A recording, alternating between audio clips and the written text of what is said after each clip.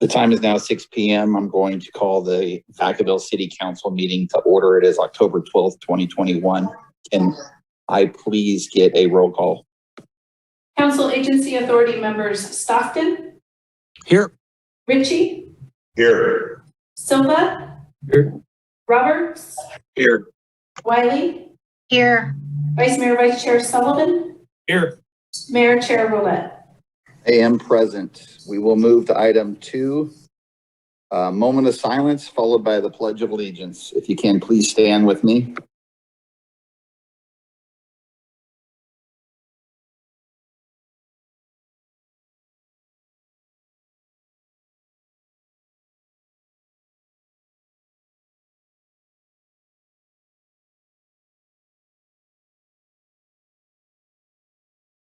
I pledge allegiance to the flag of the United States of America and to the republic for which it stands, one nation, under God, indivisible, with liberty and justice for all.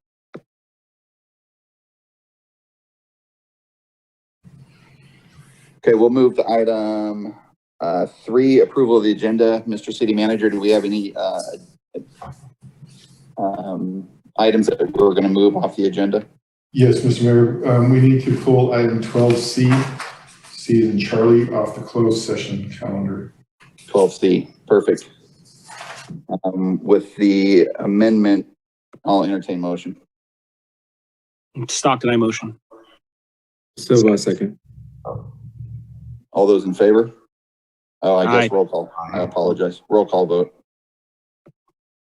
Councilmember Stockton. Yes. Councilmember Ritchie. Yes. Councilmember Silva.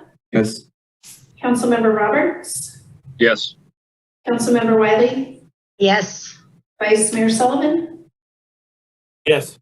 Mayor Roulette. Yes. And before we move forward, I'm going to recuse myself from item 9A, just to avoid any potential conflicts of interest. I'm going to recuse myself and hopefully get some further direction from the FPPC. Thank you. Is there anybody else that needs to recuse themselves tonight? Yes, sir. This is Councilmember Roberts.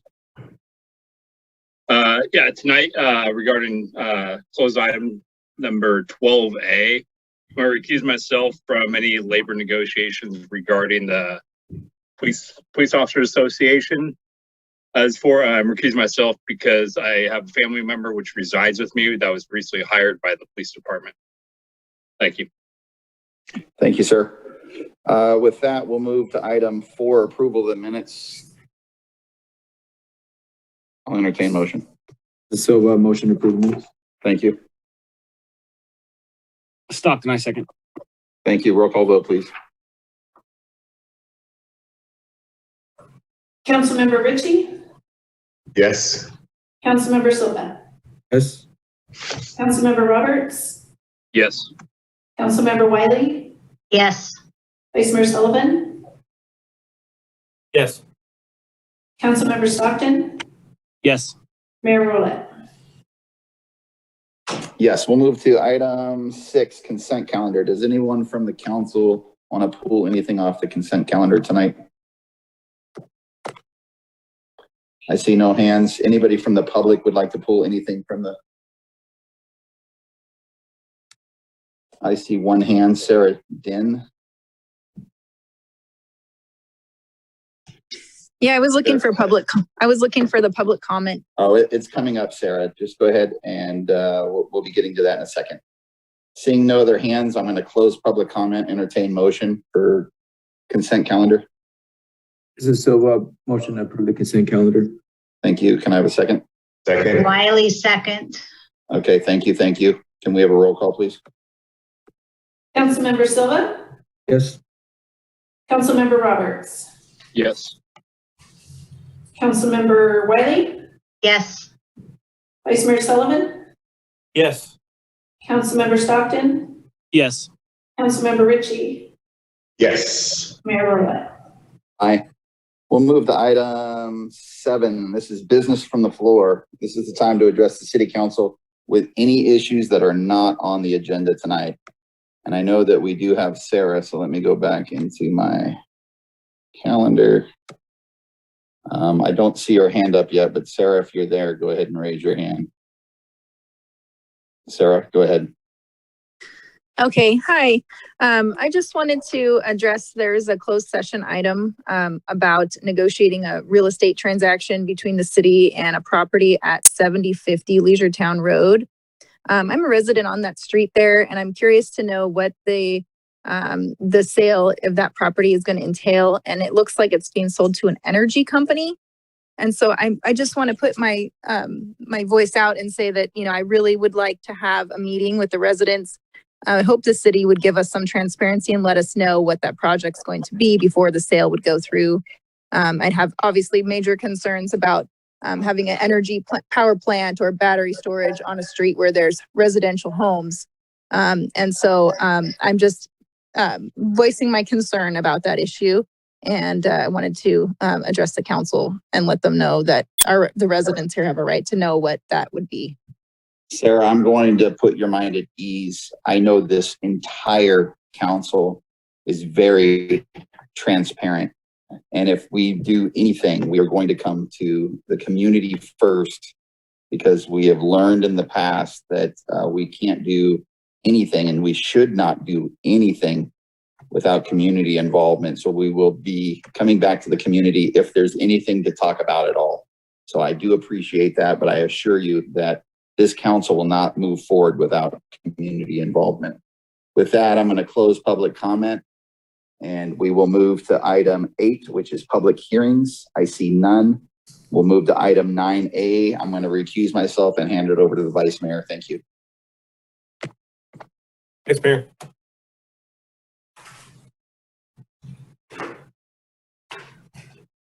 Okay, we're kicking off item 9A here. We've got an update to the Oak Grove Apartments project. City Manager, I hand it over to you. Thank you, Mr. Vice Mayor, members of the council. So this is an update from recent closed session item on Oak Grove Apartments. Emily Cantu, our Housing and Community Services Director, has a brief report for you. Thank you very much. Yes, this is Emily Cantu, the Housing and Community Services Director, with a brief update to the Oak Grove Apartments project. The staff report provides background information on the proposed Oak Grove Apartments project on Orchard Avenue for informational purposes. Next slide, please, Crystal. For the purposes of tonight, staff, myself, will provide a brief update to the project. Next slide, please. Based on direction received by staff in closed session on September 28, 2021, staff is negotiating with Eden Housing for a different type of affordable housing project on Orchard Avenue. This includes approximately 60 units of senior housing with the potential for housing for disabled seniors. At this time, staff does not have a proposed project, so there is no other information to be shared at this time.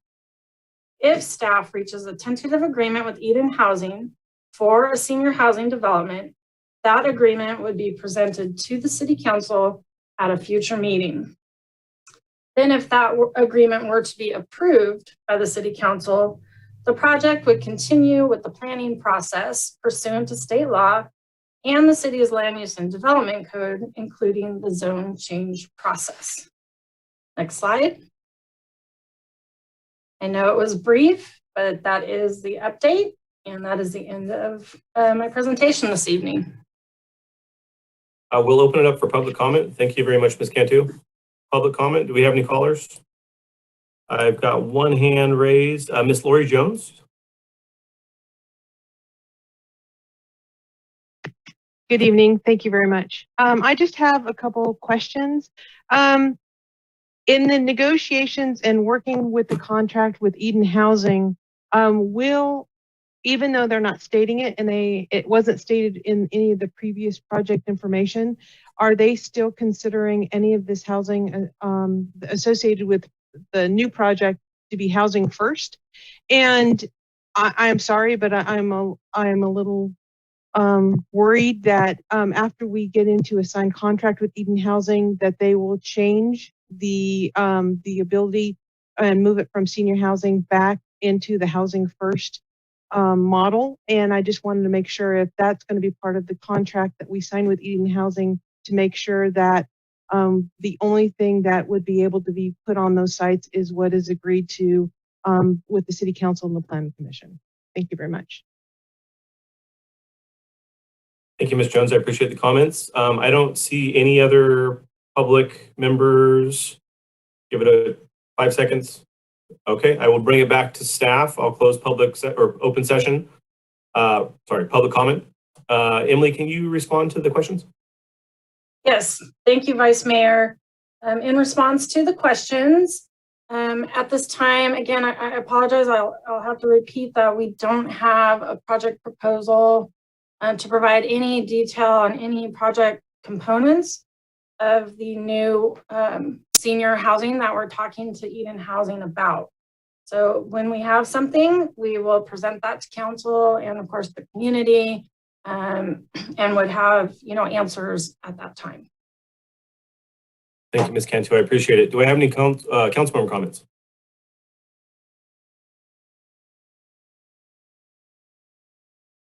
Ms. Wiley. I would just say thank you for this presentation, although it was brief. And just in response, if we have something to vote on again, that would be senior housing, then that's how it would go forward. I don't think that there would ever be a chance of changing back, as the previous caller asked about, because if we vote on senior housing, then that's what it should be. That was it. Thank you, Ms. Wiley. Appreciate that. Emily, I don't know if you want to comment on that or not, or if you have any thoughts on that statement.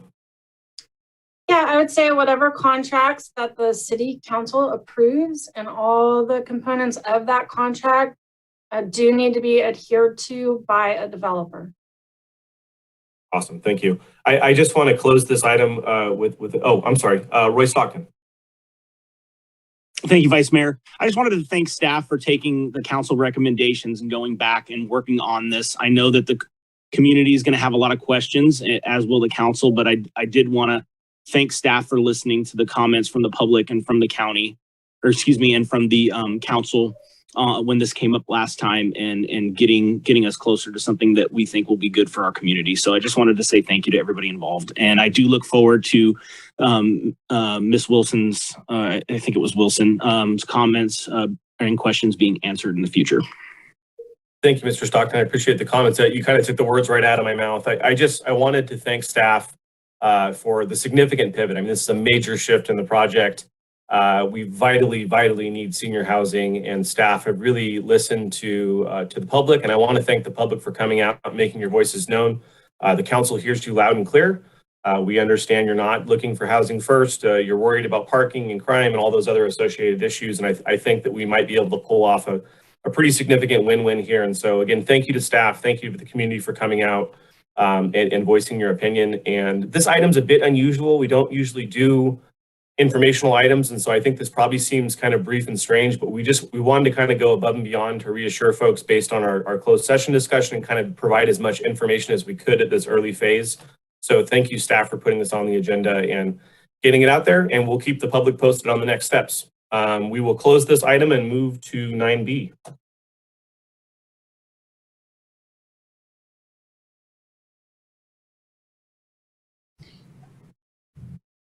We just asked the mayor to join us back, so we'll make sure he's on the line before I introduce that, if that's okay. Thank you, City Manager.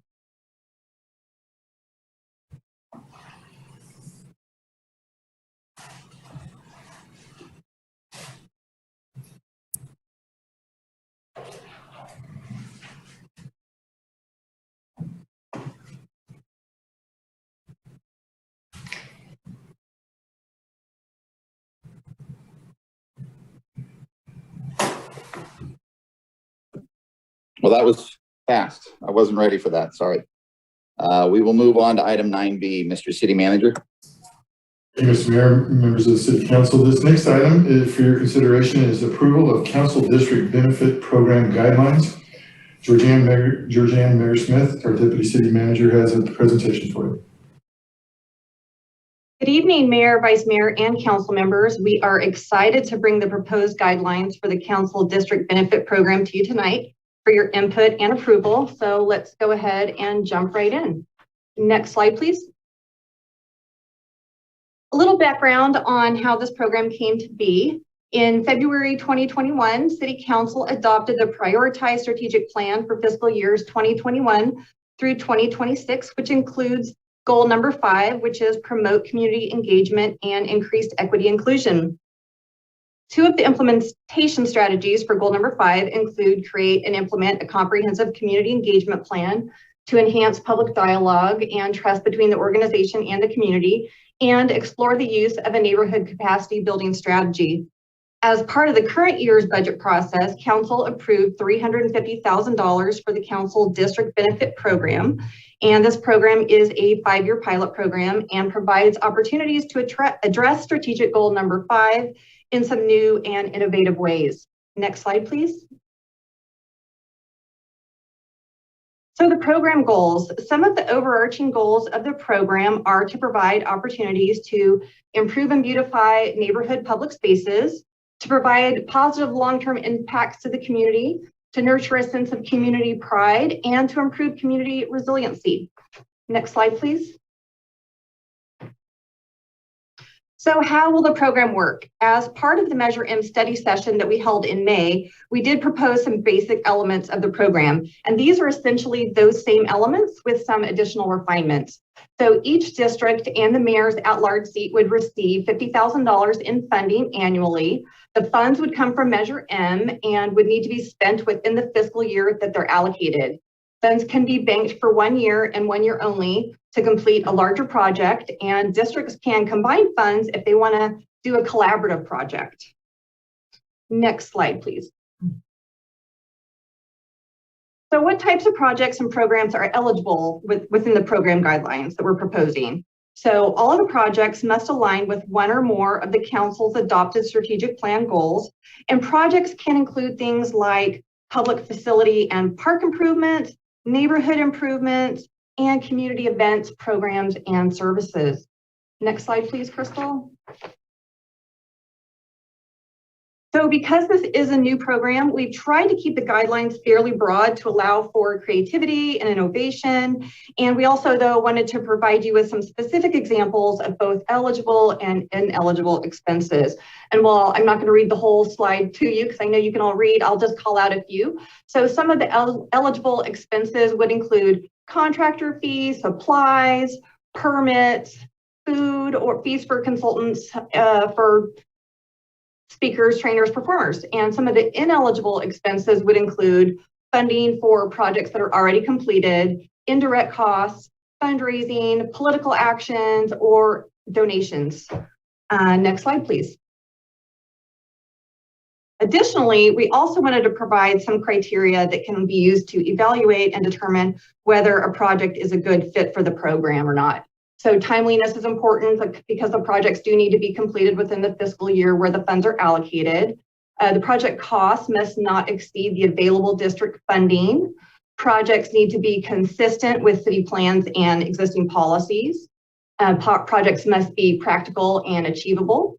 They must not require ongoing maintenance that is burdensome to the city, and they must benefit the general public rather than an individual or a small group.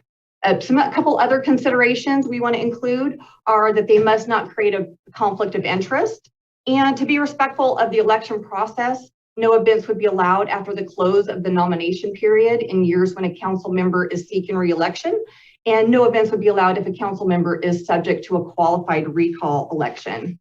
Next slide, please.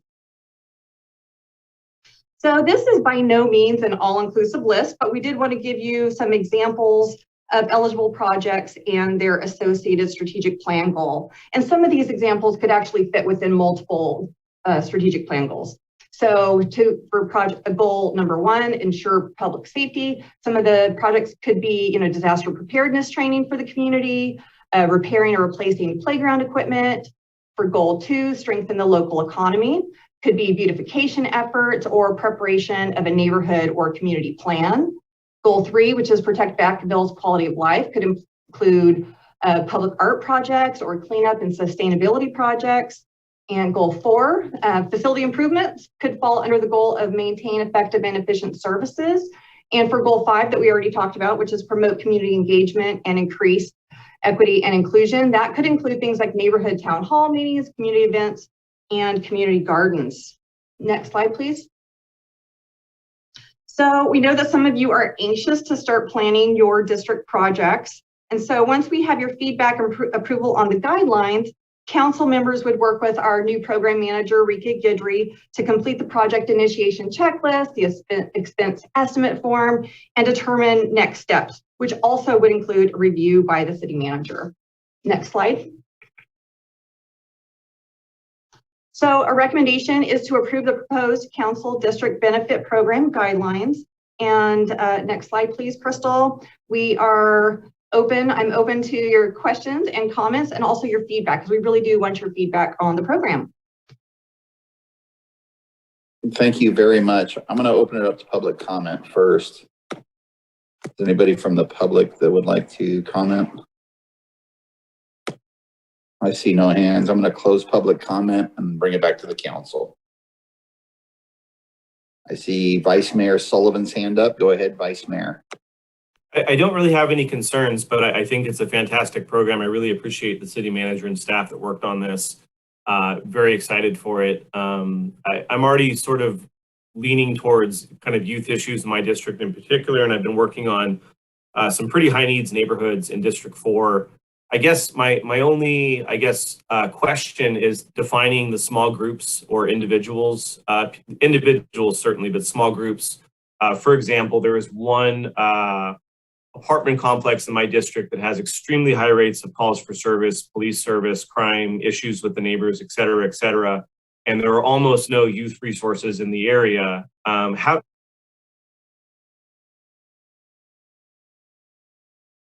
We lost you, Sullivan. How do we define that groups term? Because is some sort of youth services targeted to a specific neighborhood? What was that? Oh, we sorry. Lost you for a second. Go ahead. Sorry, guys, my internet's unstable. So Aaron or staff, can you expand on the groups idea and how that would play into like a specific neighborhood, an apartment complex, a few complexes? What would that groups term mean or not mean? So this is Georgianne, Deputy City Manager. I would think that in this example that you provided us, I think that would certainly be within the guidelines. When we're saying maybe individuals or small groups, I'm thinking, like 1 or 2 people, a much smaller group than say an apartment complex or a whole section of a neighborhood. Awesome, thank you. I appreciate it, and I'm looking forward to it. Thank you, Vice Mayor. I have Councilmember Silva's hand up and then Richie. Thank you, Mayor. Thank you, Georgianne, for presenting. I do appreciate the innovative approach that allows us some ability to be maybe more flexible or more specific to the districts. The concerns I have is, I think, mainly addressed in there as far as, how things might teeter between what's appropriate and not. I would suggest and encourage, staff and the council to, if there's anything that's kind of questionable, that perhaps the program manager and city manager maybe feels kind of borderline, that can be something that's brought back to the council to consider and to weigh in on. And also just want to confirm that being that this is a pilot program, that what we deem as eligible and ineligible, that in itself is relatively fluid as well. Can I just get a clarification on that? Last question. On whether the eligible and ineligible is fluid? Yeah, so is that something that that can be amendable throughout the 5-year? Absolutely. I mean, since this is the first year of the program, and it is a new program that we're just kind of crafting the guidelines now. I think it certainly can be viewed as a living document that we can tweak and change and edit as we kind of navigate through the process and learn what works and what doesn't work. Right. And I like the concept also as the ability to collaborate, especially since I expect everybody to collaborate with only me. So Awesome. Just joking. All right. But thank you all. Appreciate it. Councilmember Richie. Well, I like Silva's comment. First and foremost, thank you, staff, for bringing this amazing thing to us. I think it's a great time when this is rolling out. Also, right on top of the new collaboration of having each district having a sergeant and lieutenant that's going to be able to really bring this sense of promote community engagement and inclusion in our city. I think this is a great time to really utilize, find a way to bring kind of our districts and people together, feel connected. And it's just, it's a new program. There's always bumps and bruises. So I think patience and this gives opportunity to really bring some real value to the community and possibility to collaborate. And just really think a lot of special stuff coming to Vacaville with how we can utilize this and really bring the community and the city officials and representatives together. I think this is great. Wiley? I also just wanted to say thanks. I think it's a good idea, and I'm looking forward to working with the community and getting input from them. And I think that's what we've heard at several of the meetings this past year is, how are you hearing from the community, or the community wants to be involved? So I think this is a good step in that way. I do have one question. In my experience, usually a pilot program is maybe 3 years. It seems like 5 years is a long time for a pilot program. I guess we'll do it for 5 years, and then after that decide whether we continue to go forward or not. So I just seems like 5 years is a long time for a pilot, but I'm happy to have 5 years to do it. Roberts? Yeah, I just had a quick question. Yeah, I'm really looking forward to this whole program. My question is, when we're talking about collaborative projects, how does that work in conjunction with the Brown Act? Does it affect it at all, since the individual spending isn't necessarily a council voting item? I was wondering if the staff can answer the question on how we collaborate on big projects, or if we wanted to collaborate the citywide project with all the council members. Thank you for the question, Councilmember Roberts. This is Melinda Stewart, City Attorney. So it really kind of depends. I mean, you're right. You can't collaborate with 4 of the council members on one project. You could collaborate with one of your neighboring district council members for projects that would be of wider, would be broader in nature. Then that could be brought back to a city council meeting, and that discussion could be had in a public setting. Okay, so just agendize the project as we would any other item? Yes, that's what I would recommend. Okay, thank you. Stockton? Yeah, just a quick question. Is there, and maybe Aaron can answer this when I meet with him, but is there anything that would allow us to use these funds to help fundraise for nonprofits or a multitude of nonprofits to add additional funds to be used under the conditions that were provided in the slide?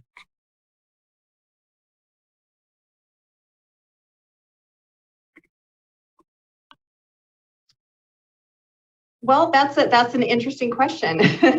I think we would probably need to have some more discussion about that. I don't have an answer for you right now.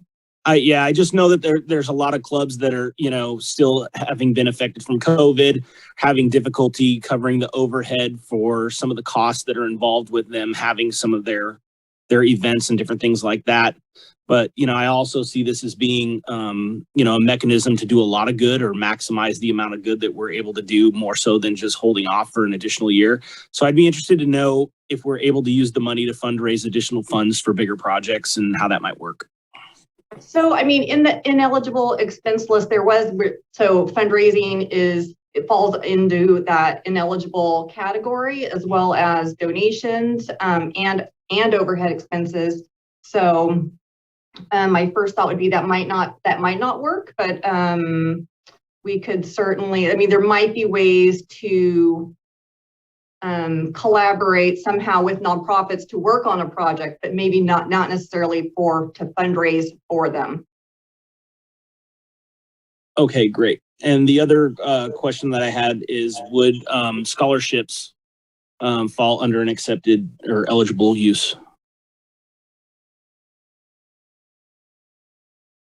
Again, that might be one where we need to have a little bit more information on what type of scholarships that would be. So definitely, we can definitely have the discussion though. Okay, thank you. So I would like to move this forward, and then if someone comes up with something that is, I guess, controversial, I guess we could bring it back. We can always bring it back to this council for open discussion in front of the public, but I still would like to move it forward. So I would entertain motion if someone would like the motion. A motion to approve. Can I get a second?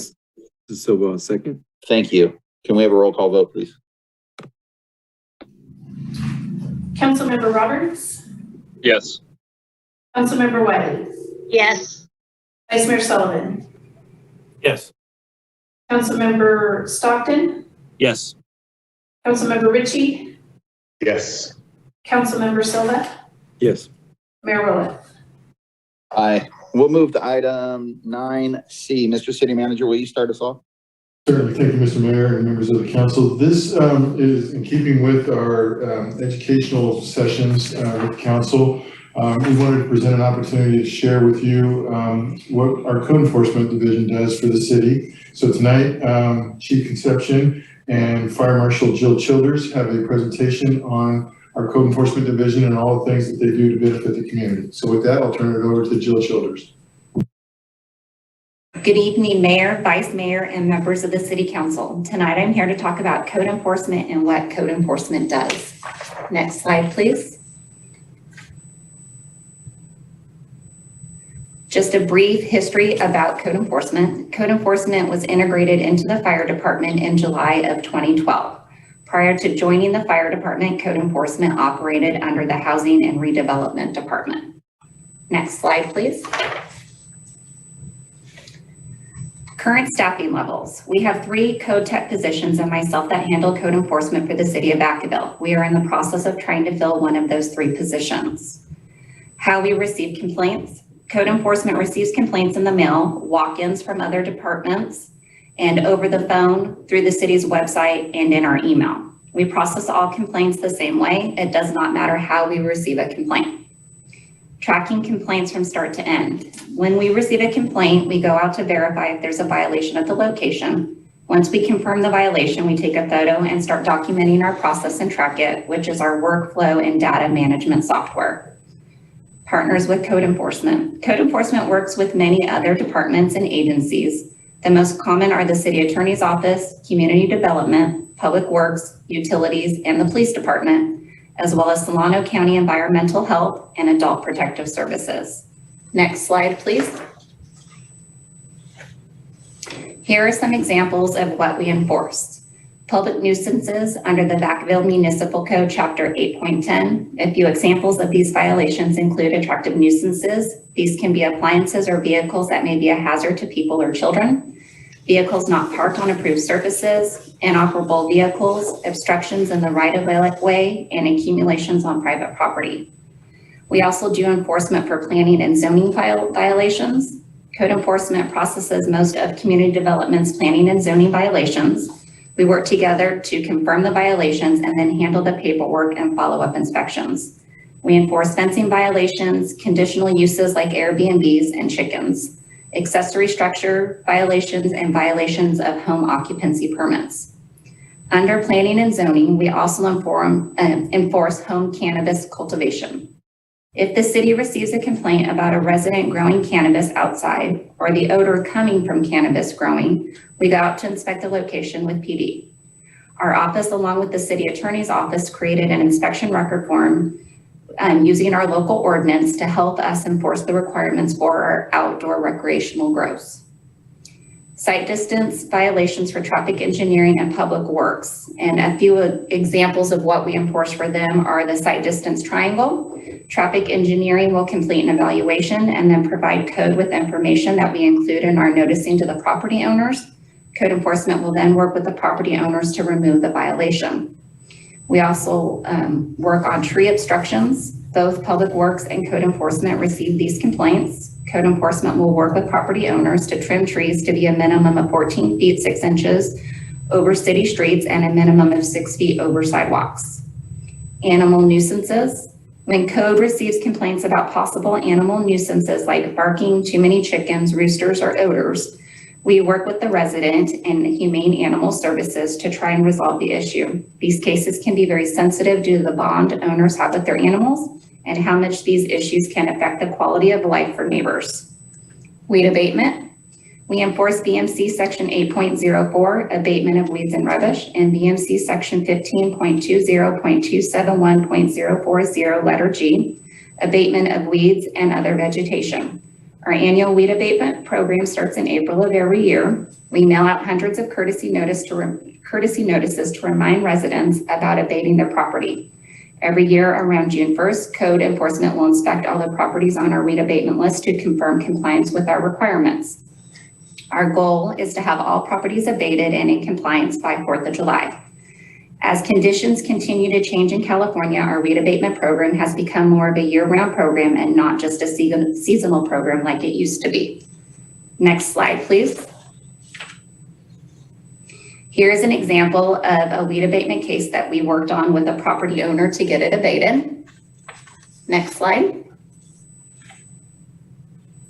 This photo is an example of trees over the right-of-way. These are a concern because vehicles, trailers, and RVs can hit these trees while driving down the road. Next slide, please.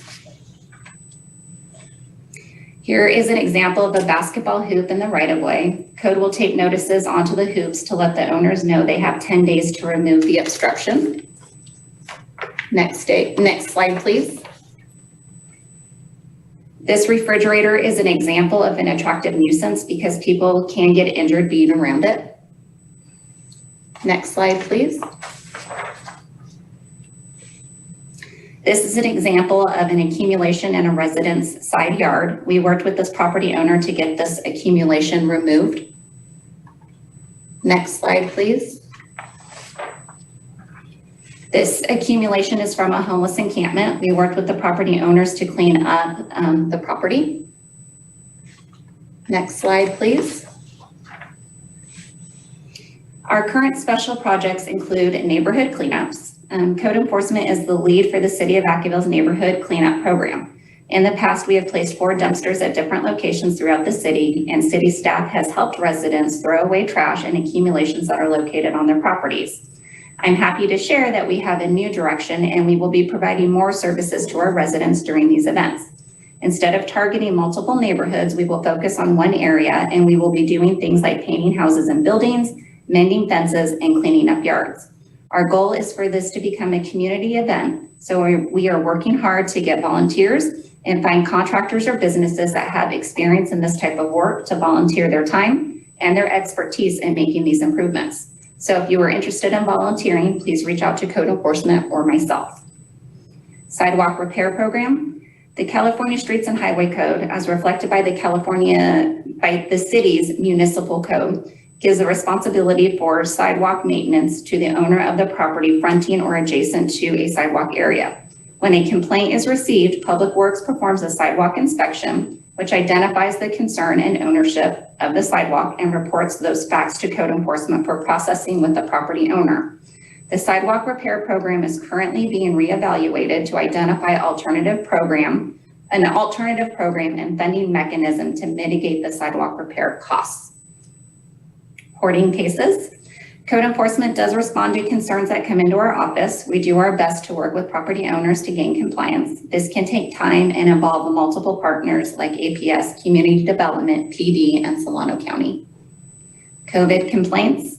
During the COVID emergency, Code did respond to complaints about businesses not following the state and county COVID regulations. Next slide, please. This is an example of a hoarding case we worked with PD and APS on. Next slide. Here's a photo from our last neighborhood cleanup. As the dumpsters would fill up, we would work with Recology to replace it so we could continue helping residents in that area. Next slide.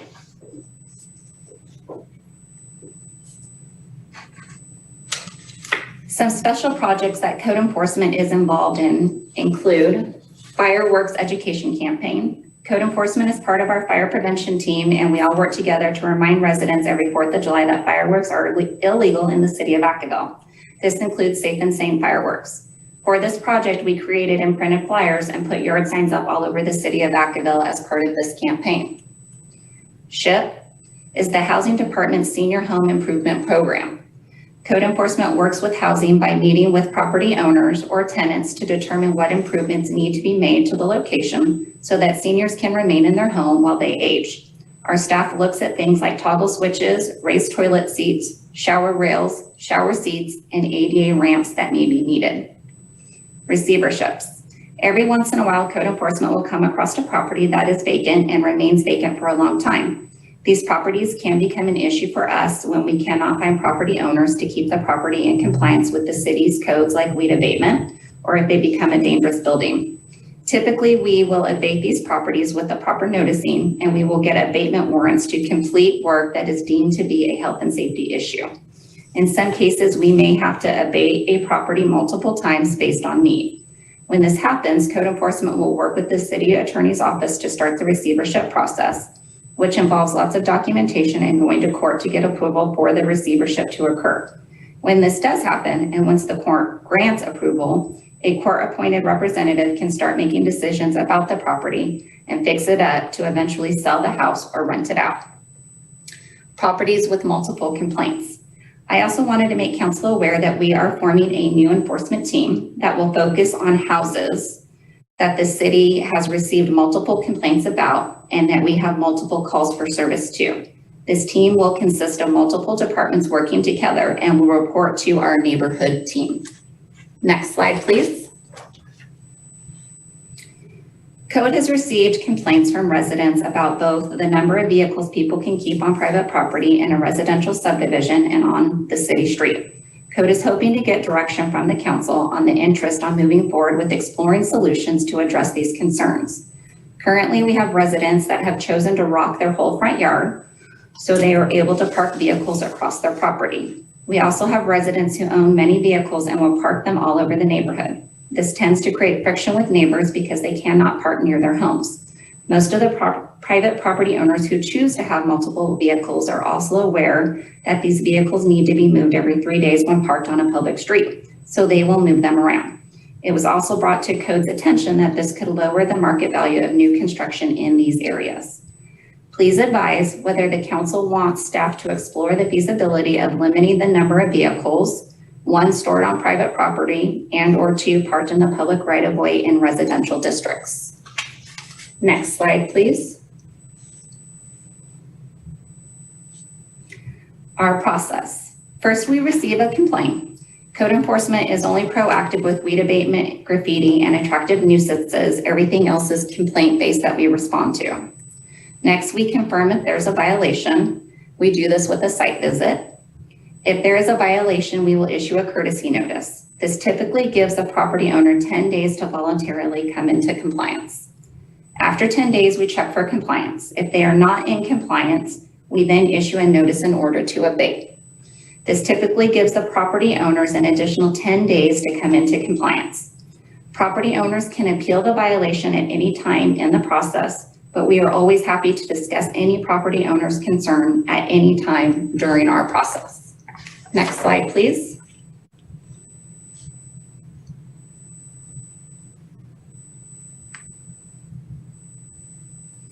If still non-compliant, we work with the city attorney's office on the inspection and/or abatement warrant. We can also start to issue citations if we choose to at this time.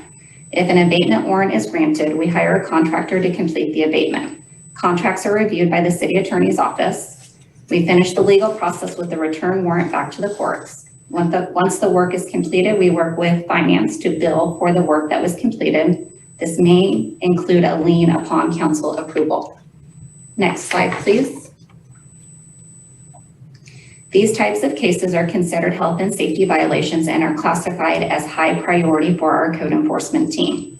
Fire protection weed abatement, unsafe structures, site distance obstructions, tree obstructions of the right-of-way, memorials in the right-of-way, graffiti, illegal cannabis grows, homeless encampment cleanup, and trash and debris that are a fire hazard on private property. Next slide, please. These types of cases are considered ongoing enforcement and a medium priority. Accumulations, excessive animals, parking on unapproved surfaces, inoperative vehicles on private property, zoning and planning violations, sidewalk repair program, and memorials not in the right-of-way. Next slide, please. These types of cases are considered general code enforcement concerns and are a lower priority. Excessive noise, odor, or light if excessive noise, odor, or light if less than 3 complaints, living in RVs, improper storage of garbage toters, and basketball hoops. Now that council has seen what our current priorities are, does council have any direction or concerns on the way our priorities are set? Next slide, please. Here are the 2020 code enforcement stats. We responded to 12 animal cases, 62 COVID-19 complaints, 22 obstructions of the public right-of-way, 170 property maintenance cases. I'm sorry, obstruction of the right-of-way, 170. Sorry, site obstructions, 330. No, 18, I'm sorry, my numbers are off as I'm reading. Vehicle, boat, trailer complaints on private property, weed abatement 700, zoning 45, cannabis 1, and other 25. This is a total for 1,480 cases that code enforcement responded to in 2020. Next slide, please. Should anyone have any questions or concerns, they can contact us at 707-449-5693 or by email at codeenforcement@cityofvacaville.com. Next slide. Just a reminder that the city's first ever Let's Make a Difference Day will be held on Saturday, October the 23rd from 7 a.m. to 1 p.m. If you are interested in volunteering, please feel free to reach out to me or code enforcement. Next slide, please. I want to thank you for your time this evening, and I'm happy to take any questions. That high piercing sound was barely noticeable all the way through that presentation, but we do thank you.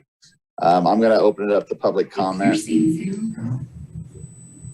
And I have one hand up. Alicia Minion, go ahead. Hi, can you hear me? Yes, go ahead. Okay, great. Thank you. Thank you for the presentation. Now, I have a question on code enforcement. I'm sorry, this might have been your presentation. I might have missed it. But are you enforcing any codes with regard to illegal, like Airbnbs? So this is something, I think the Solano County also has some kind of ordinance with regard to Airbnbs, but they don't appear to be enforced. And I know that the city had contemplated an ordinance to either allow or prohibit Airbnbs. And I think it started with a proposal on Buck Avenue. And I think, so is there an ordinance regarding Airbnbs? You go to Airbnb, the website, there's a lot of listings. And I was wondering, is this under code enforcement's purview? And if there are illegal Airbnbs, and they're not being enforced, I think this is just a missed opportunity for generating like a hotel tax. So I'm just curious, you know, what is code enforcement's role with regard to enforcing any ordinances with regard to either not allowing Airbnbs or they are allowed? Thank you. Yeah. Thank you. Is it okay? So yes, we actually do go out and do enforcement of Airbnbs under, again, that falls under zoning and planning.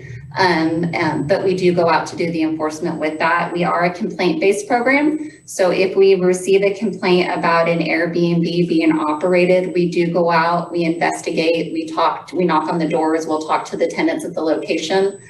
So this is something that we do, and it's fairly ongoing for our department. Okay, next caller.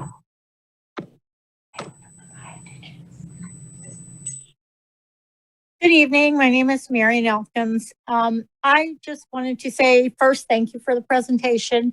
And I was aware that there was an extra effort on educating the community about fireworks, but I have to say, I think it fell flat. The last couple of years, there have been increasing numbers of illegal fireworks. And in some cases, in my neighborhood, it starts months before July 4th, and it goes on for months after July 4th. It's just subsiding for me here in October in Markham. There's apparently one or two offenders that just like to set off a couple fireworks each night or at least once a week. Anyway, it's become a real issue for a lot of people, animals and babies sleeping and vets who suffer from PTSD. If you look at social media, there's all kinds of complaints. And I'm worried about the fire. You know, we've gotten worse and worse fire danger as our drought continues. And I just don't think that anybody's enjoyment of a chemical reaction in the air should supersede someone losing their house and possibly their life. I really would like to see more done in advance, because obviously the police can't run it down and, you know, we can't come up with addresses. I think there needs to be more effort in advance to try to educate people of the city that it's not going to be tolerated anymore. Thanks. Thank you very much. Wendy Brecken.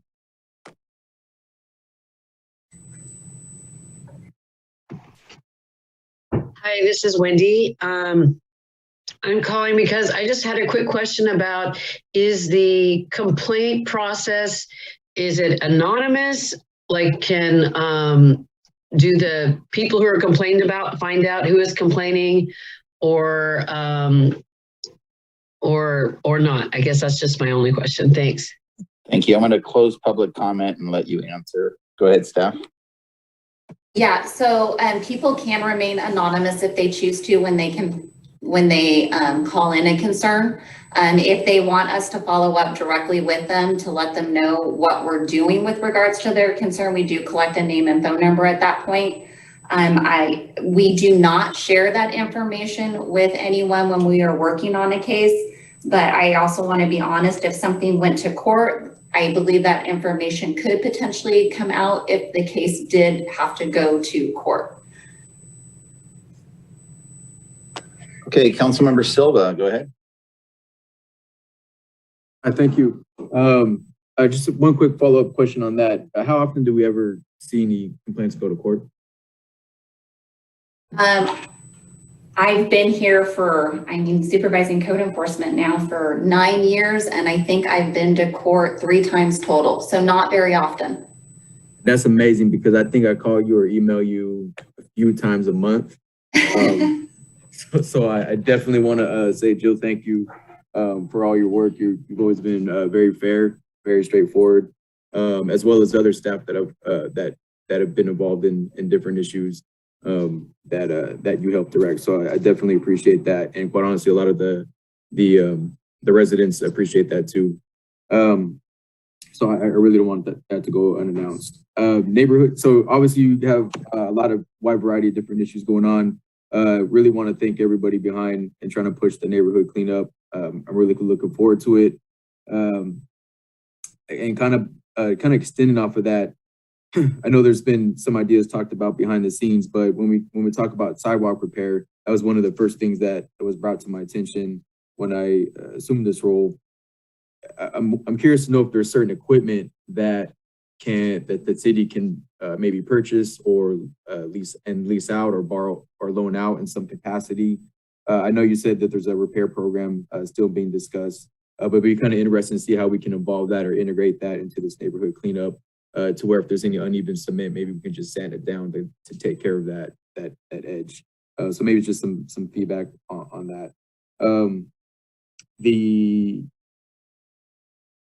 Sorry, just looking. You were talking about complaints about homes. So that was another big issue that was brought up, where there's a lot of high traffic, a lot of concern about illegal activities, illegal narcotics going on, fights. At some point, residents, they don't feel that they're being listened to or nothing's being done. And the part of the reason is, and I understand there's a whole process behind that. There's a lot of legal issues behind that.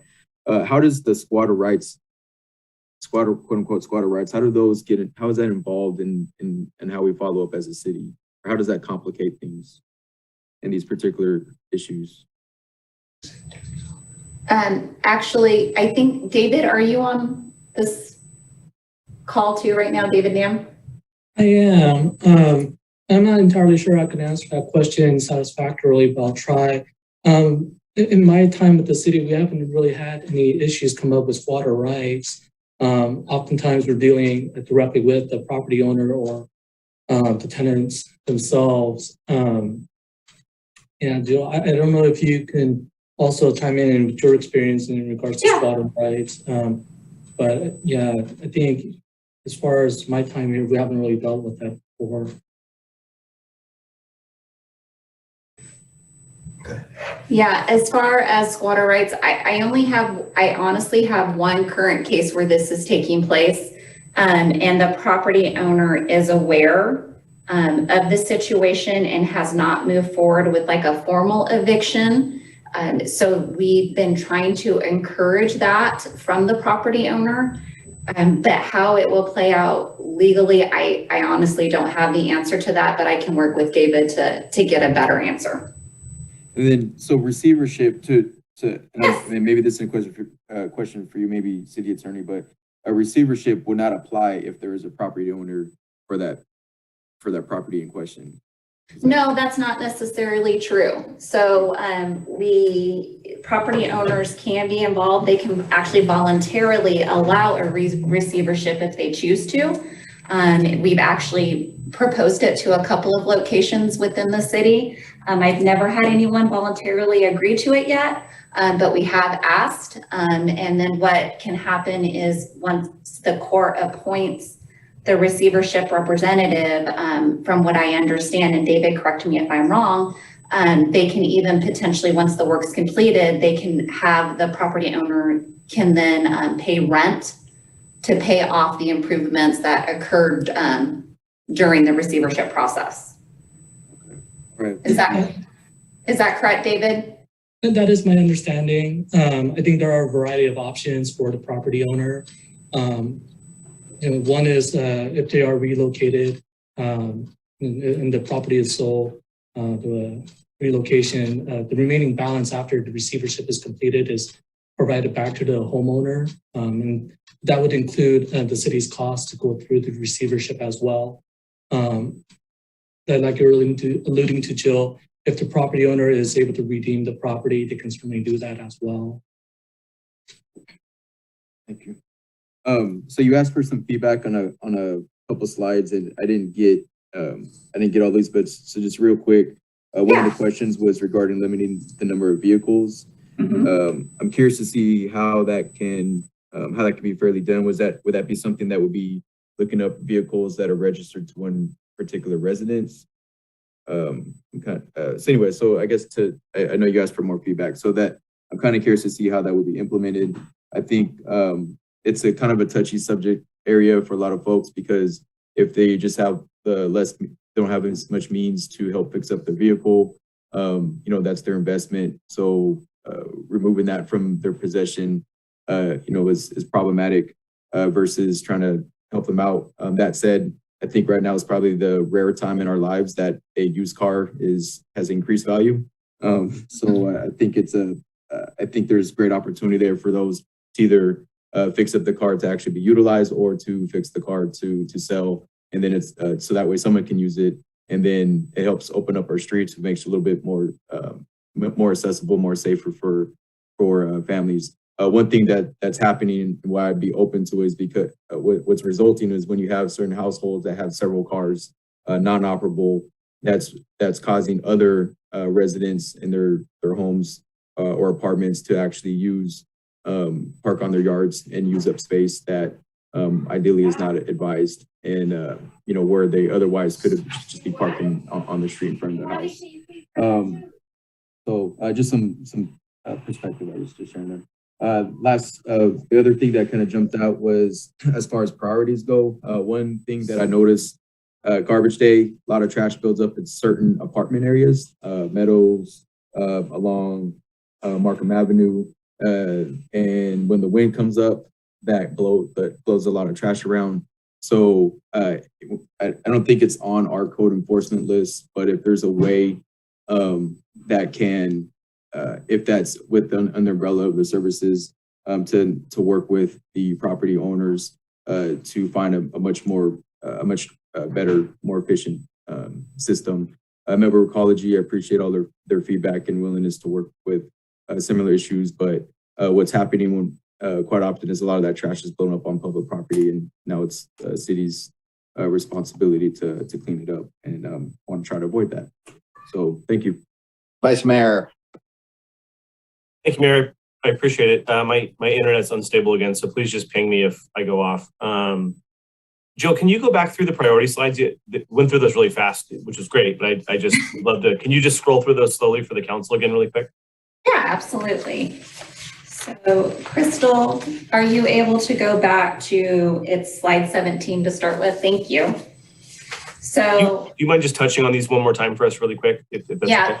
So these ones are deemed our high priority because they typically involve health and safety concerns.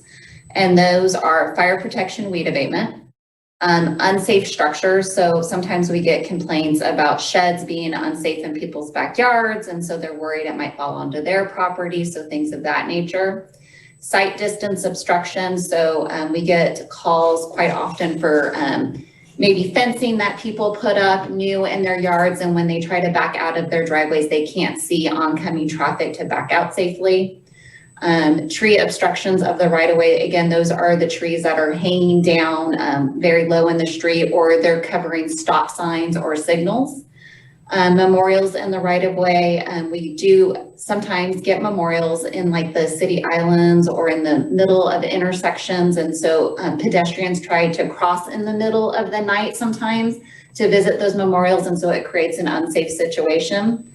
Graffiti is obviously a high priority for us. Illegal cannabis grows, again, that's our focus for code enforcement is the recreational grows in people's homes. Homeless encampment cleanup, there's all kinds of concerns with those, and then trash and debris on private property, that is more of a fire hazard. And most of the times those are large accumulation of trash, debris, construction materials. It can even be, we've had people cut down trees and try to save all the pieces, but not do it very safely. So it brings concerns to the adjacent property owners. When you go to the next slide, these are kind of like our ongoing, constantly, they're a medium priority. If we have other cases from the first slide ahead of these, we will address those prior to these. And these are accumulations of any kind. It could just be items. Sometimes people store a lot of things in the front of their property, and some neighbors will call and ask us to come out. Excessive animals. We've had some animal hoarding cases. Parking on unapproved surfaces. So this is when people will park on their front lawns. Most of the time, that's the violation. Inoperable vehicles on private property. So our code, the way we kind of enforce it is that the vehicle has to appear operable. It doesn't necessarily have to operate. Zoning and planning violations. Again, those are the ones that we enforce for community development. Sidewalk repair program is on hold right now, but normally this would just be something we respond to when we don't have a high priority. And memorials not in the right of way, so they're not creating a site distance issue or a pedestrian issue when people are trying to visit the site. The next slide, please. And these are our lowest priorities. So we'll get calls about excessive noise, odor, or light coming. It's only affecting one neighbor. It's more of a neighbor to neighbor issue than it is a true public nuisance. For it to be a public nuisance, we actually require 3 complaints or more. People living in RVs, these are actually very hard for us to prove even with PD. And so they take a lot of time and a lot of research and a lot of the neighbors working with us.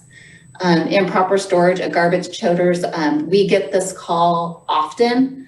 And so it's hard to respond to all of them very quickly like we would for our higher priority and basketball hoops in the right of way. And again, the reason why those are an issue is, you know, if people have them on the sidewalk, people can't get by with their strollers or wheelchairs. Same thing within the street. We get concerns about public safety accessing areas or cars not being able to park on a city street in front of their house or in their neighborhood because there's a basketball hoop there.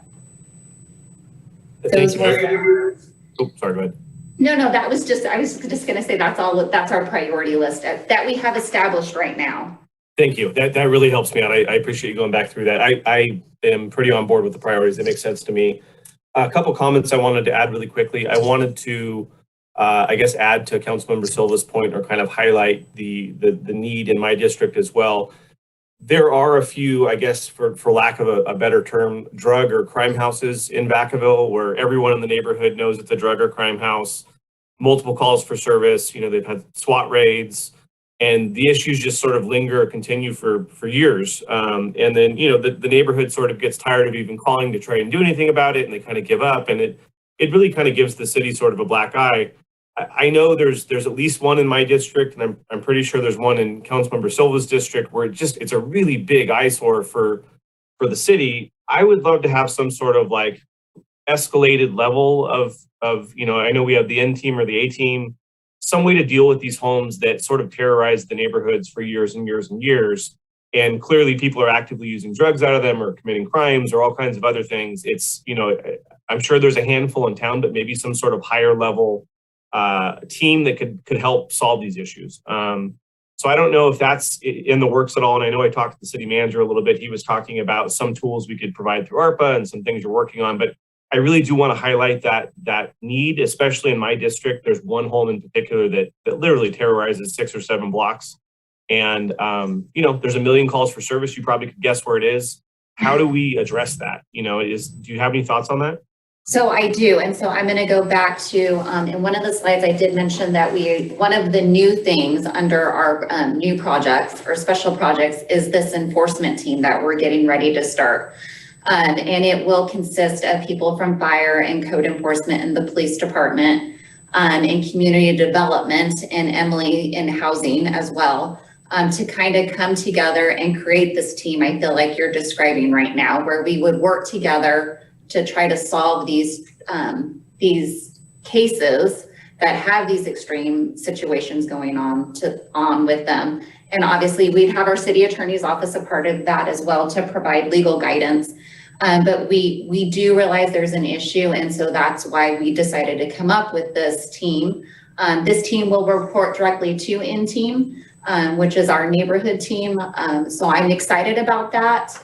We haven't met yet, but after our InTeam that we have on Monday, I think we'll have more clear direction on who and when we want to start meeting to have those discussions. Awesome. When you do, please let me know. I'd be happy to talk with you about this particular home. A couple other comments. I want to just accentuate or just kind of add on to Councilmember Silva's point about the sidewalk repair. It is a huge issue in my district as well, but a lot of folks are low income or low income seniors. They have zero ability to pay for these repairs. A lot of people don't even know the sidewalk's their property. So any sort of relief we can give folks, you know, especially if they could prove they're low income seniors, they're on a fixed income, you know, we discount utility rates and other things. Why couldn't we discount this? I think that's really important. So I want to highlight the need for that. A lot of times we put people in awkward positions there. I wanted to accentuate and highlight the fireworks comment from the caller earlier. This year was awful, especially in my district. Very scary, very fire hazardy. I'd really like to see some teeth in this plan, not just informing the public, but fines, sanctions, tickets, whatever we can do to prevent this behavior. I mean, Vacaville almost burned down last year and we had people lighting off, you know, larger fireworks than the city's show. And so I know that's coming back to council at a certain point, so I don't need to comment on that, but I want you to know that's very important to me. One big issue that I have complained about several times, and I believe a couple other peers have as well, is there are several RVs parked in front of schools across Vacaville. And they're probably running, but they're not living in them. They're not using them. They just sit there in front of the school. It causes a tremendous safety hazard for the kids trying to cross the street. I know 2 of them are parked right in front of crosswalks. We dealt with an issue a while back where we didn't allow big rig parking on Allison Parkway. How do we mitigate these RV issues, especially in front of schools? I know I've called on one at least 3 times and it's still there, and I know of one other one in town. What can we do about people parking their RVs or extra vehicles, especially vehicles that cause obstructions in school areas? So first off, if they're parked on a city street, those types of the parking enforcement on city streets actually falls underneath the police department. But to be honest, there's not an ordinance that restricts, that I'm aware of, and David, please speak up if I'm wrong, that restricts where RVs are permitted to park. And so it may require a new ordinance, kind of like what you've done with the big rigs near residential areas. It may take something like that to be able to create something and then be able to enforce it. So I'd certainly like to request that. I mean, these are our kids, and you know, I've seen a couple kids have close calls because people are parking their RVs there. So I'm not sure what it would take tonight to get that added to this list, but big priority for me. And I know we got it done for Allison Parkway, so let's get it done in front of our schools. A couple more issues. Sorry, guys. I know I've got a lot. This is a big item for me. The next one, this kind of dovetails into PD as well as traffic enforcement, but the RVs as well as speeding issues, as well as they compound the safety issues in certain neighborhoods. So there's a couple neighborhoods I have in mind where people drive really fast. There's RVs parked. There's cars parked all over the place. It almost seems like we need like a larger scale kind of traffic enforcement you know, your team, the traffic person, the PD, to really kind of assess these entire neighborhoods. And sadly, a lot of times these are right in front of schools as well. I'm just nervous that a perfect storm of different areas or different priorities from different departments will lead to a kid getting hit. And it's happened before. Is this included in the N team, A team? Is there like a, you know, a traffic safety group that maybe meets from different departments that could address some of these higher need areas?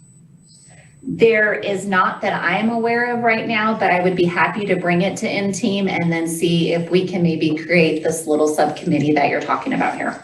Awesome. And I've got a couple more quick ones that I'll just run through really fast. So one of the big ones, and this probably has nothing to do with you, but I'm going to bring it up and I'm going to keep bringing it up.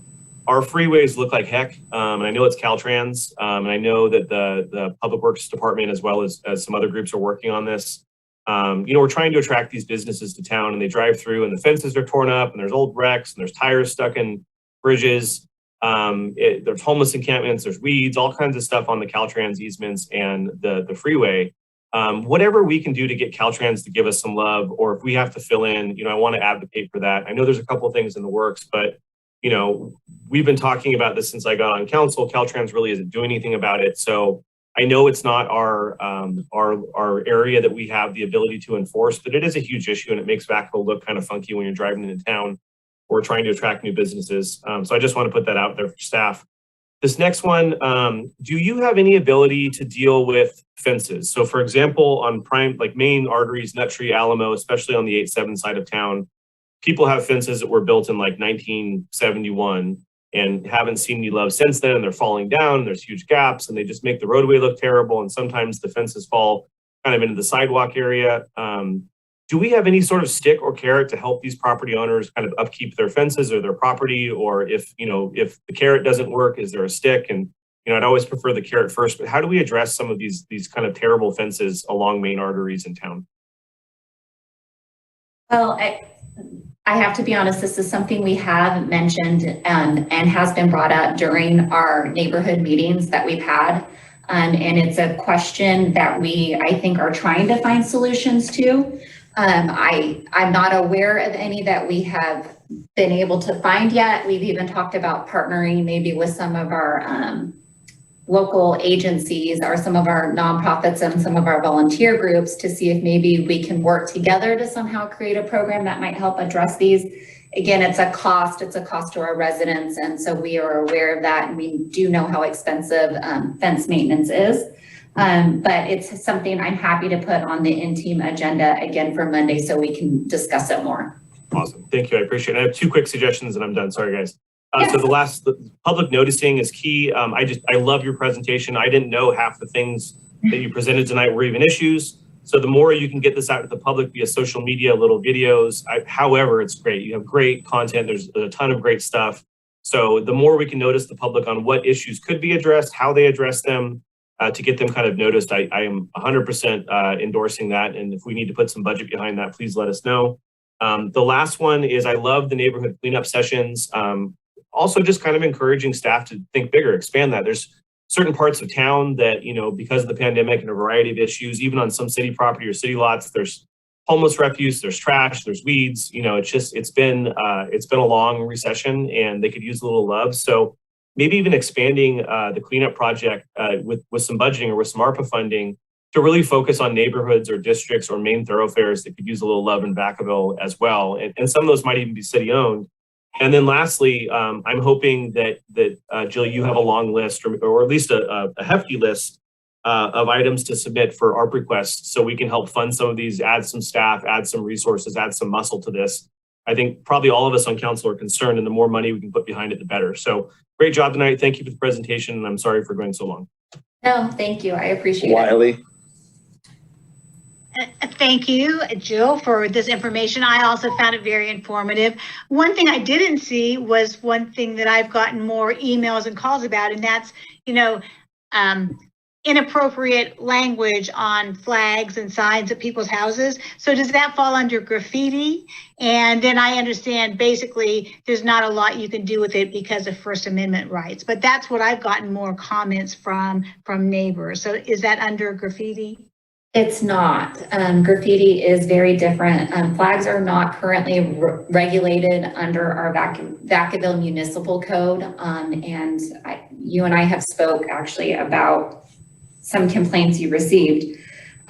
So there's not a code section I can currently enforce with regards to flags, the size, how many, and even what they say on them. Again, what they say is a First Amendment issue. David Nam, am I speaking correctly with regards to that? Yeah, in part for sure. In terms of content, Councilmember Wiley, as you noted, it is a First Amendment issue. But regarding the standards, the size, placement, and so forth, that is governed under the Land Use and Development Code, and we work with community development a lot on those projects as well. Okay, all right.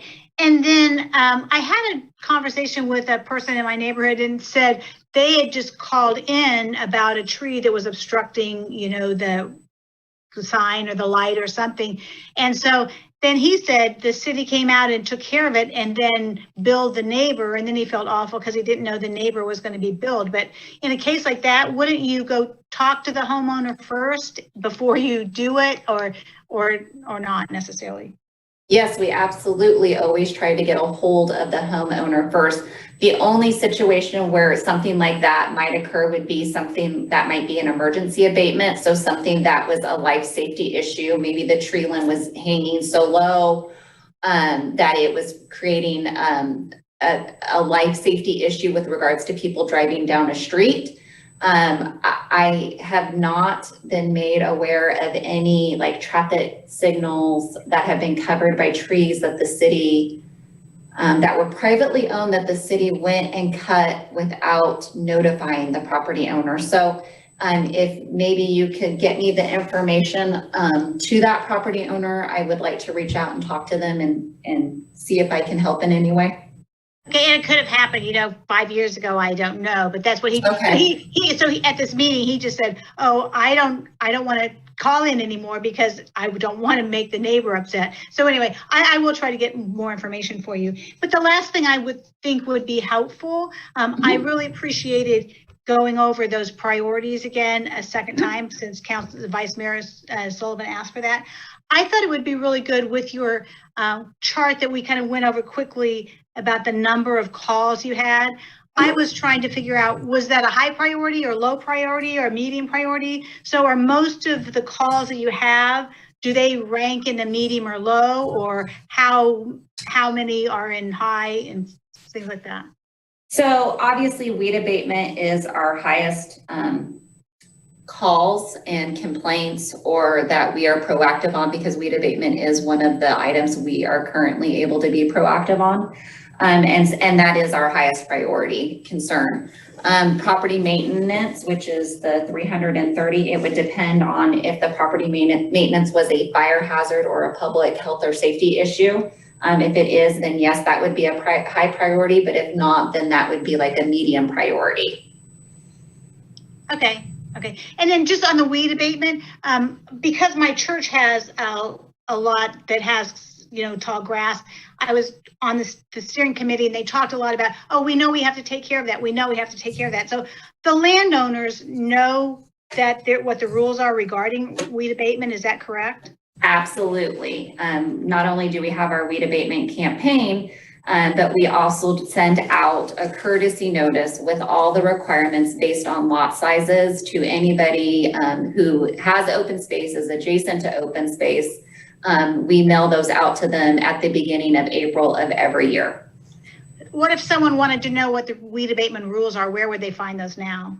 So they're located under Chapter 804 of the Vacaville Municipal Code, and those ones just talk about weed abatement in general, that it's not allowed. But then you're going to go to Chapter 15 in the Vacaville Municipal Code under the Fire Code.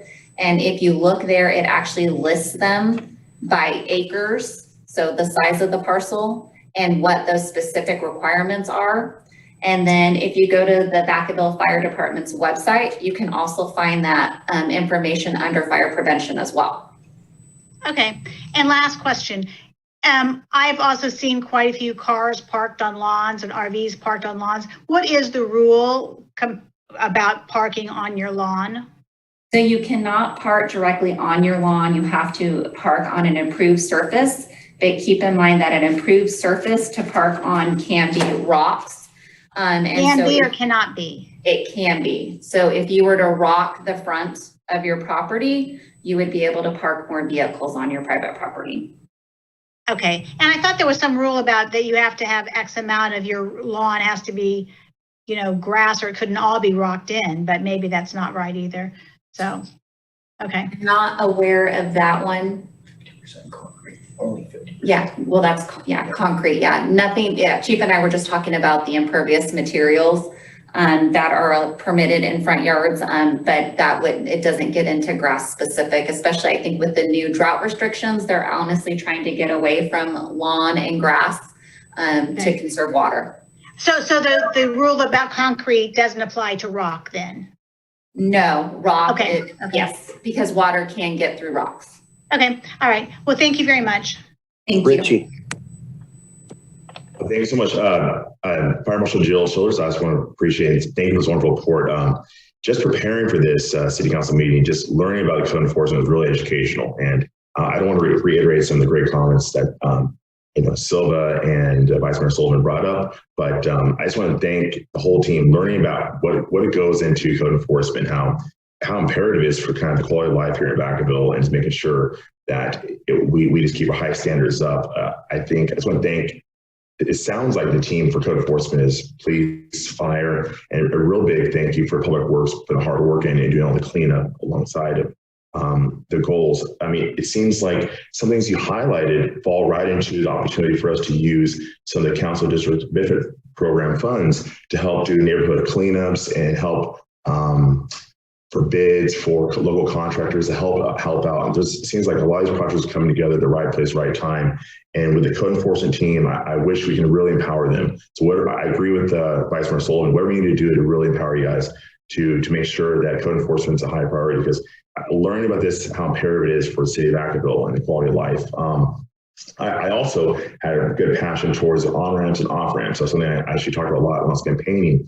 It is the window to our city. And I think as we're really trying to attract bioscience and major corporations, we have to be cognizant and aware of what the first thing they see is when they come to our city is going to make an impression. So I would love to find a way to really connect with Caltrans. That was something that's always bothered me.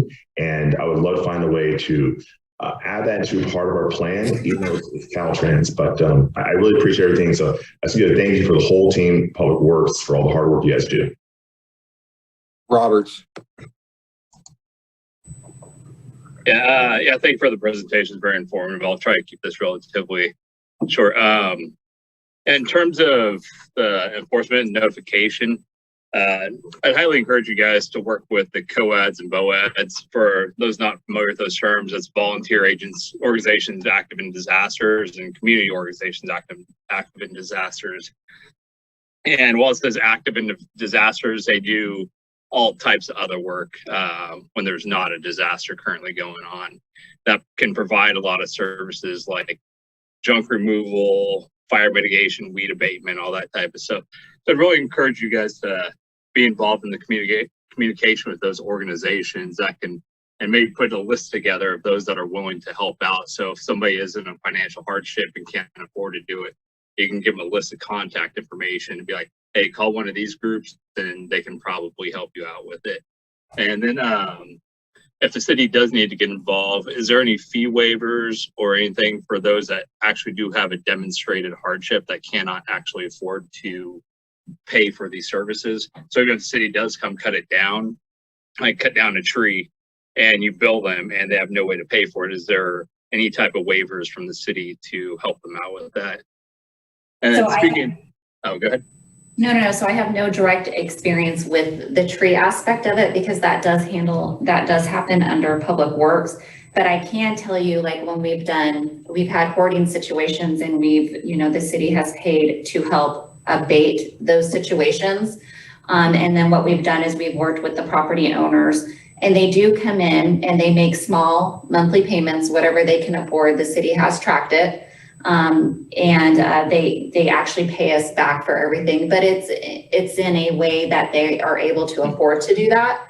And I've had that happen twice, and it's been very successful. So I think I know our department is open in helping our residents that way.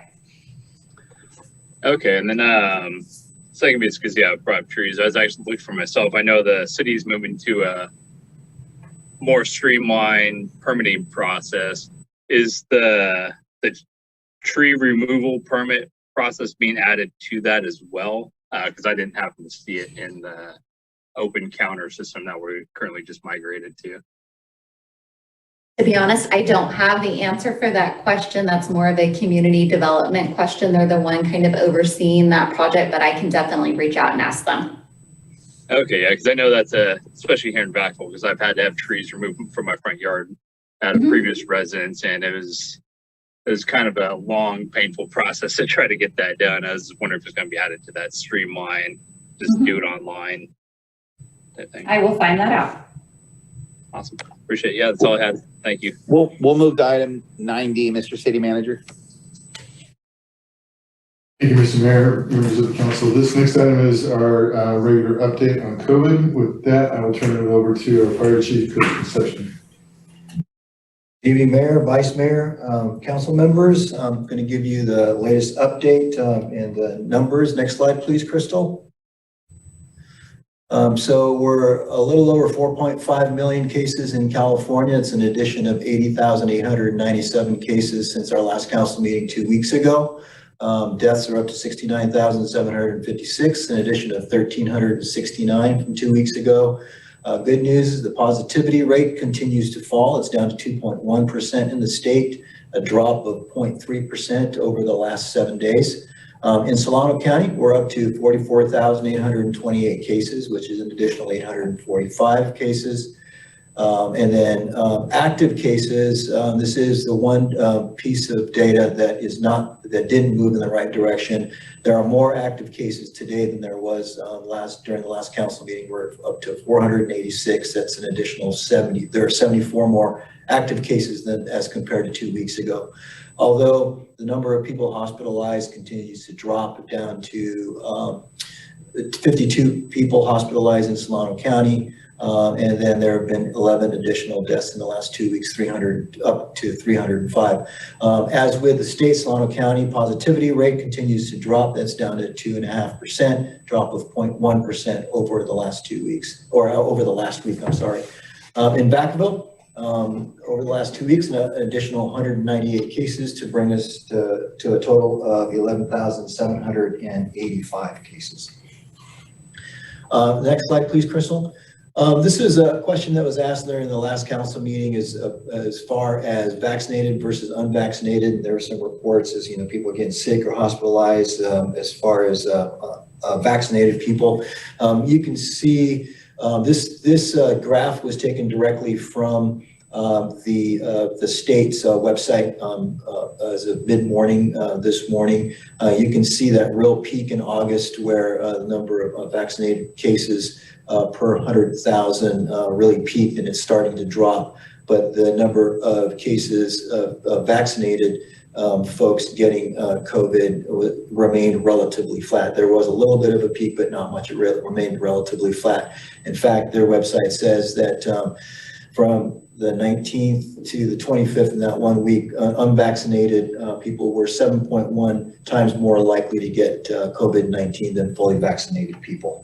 So the good news is that in California, the number of vaccinated people, although slowly, continues to grow. I believe it's about a little over 70% of the eligible population in the state have been vaccinated. Next slide, please, Crystal. The only thing that I wanted to update you on this council meeting as far as COVID is concerned, as far as the mask mandate that you ratified a couple of council meetings ago, that had an outdoor component to it. That has been repealed. And then as far as the indoor mandate, mask mandate, that is still in place. And the trigger point that we have put in place to repeal that. So that's going to be in place until Solano County is at the moderate case rate for a period of 21 days. This is this trigger is mirrored after some of the other Bay Area counties as far as their mask mandates are and when they're going to lift their mask mandate. And just as a case, or to show you where we actually are, where our goal is to get to 6 cases. So if we're at 6 cases per 100,000 or less for a period of 21 days, then we will remove that indoor mask mandate and then just reduce it to just unvaccinated people would have to use masks indoors. Currently, we're still in the substantial tier, and we're, as of today, at 11.3 cases per 100,000. So we need to cut that down in about half, and then stay there for about 21 days, and then we will lift that mask mandate. And with that, that completes my presentation. I'd be happy to answer any questions if you have any. Thank you, Chief. We'll open it up public comment. I see no hands up. I'll close public comment. Come back to the council. I do see one hand up, Councilmember Wiley. So I just wanted to clarify on slide 2, it's my understanding that it says Vacaville has 11,700 cases and the county has 44,800. So we have about 25% of the cases in Solano County, and we're out of 7 cities, and we're not the largest city. So is that about correct? Or we've got about 25% of the cases? That is correct, yes. Yeah, well, and if you think about it, Councilwoman Wiley, we've got nearly 25% of the population. Oh, we do? Yeah. Yes, we do. All right. Thanks. Yeah.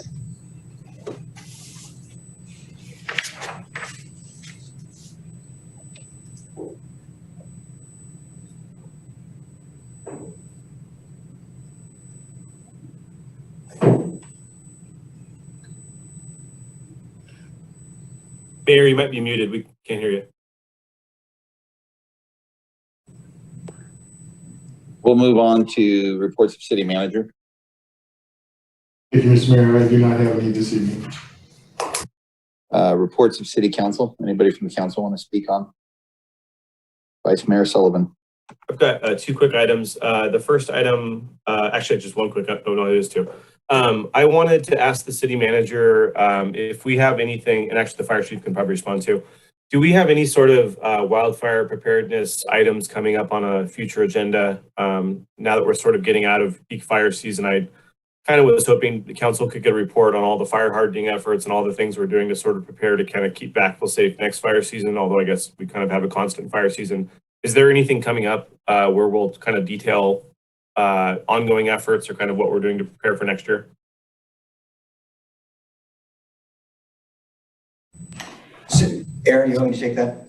Sure. I was just going to say we'll coordinate that, but go ahead. Okay. Yeah. So you had alluded to the fireworks concern, and the public also concern during public comments in Jill's presentation about the fireworks concern. We don't disagree with that, and we are very concerned as well.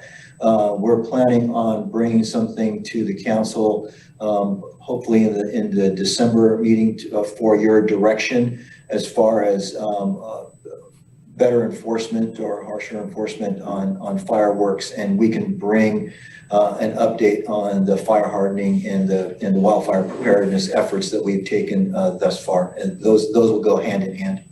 Fantastic. Thank you, Chief. And second item, just a quick report out to the rest of council. Tomorrow night, we have the Dixon Solano Greenbelt Authority meeting. The two items on the agenda specifically are repairs. There's the Don Burrell signs that the Dixon Vacaville Greenbelt, they're kind of nice signs that have been there for 20, 30 years. They're really beat up. And there's a whole matrix of easements and public property and private property issues. So we're talking about that tomorrow. If any of your constituents have asked, I'll bring an update back when we're done. And then the second piece is we're talking about some possible expansions to the easement for a group called Salad Cosmo that's in that area. So if any of you guys have questions on that, let me know offline, or if your constituents ask, I just wanted you to know we're talking about that tomorrow night. Thanks. Fantastic. Thank you very much. We're going to move to closed session. We have no items that we'll report out tonight. Good night, Vacaville.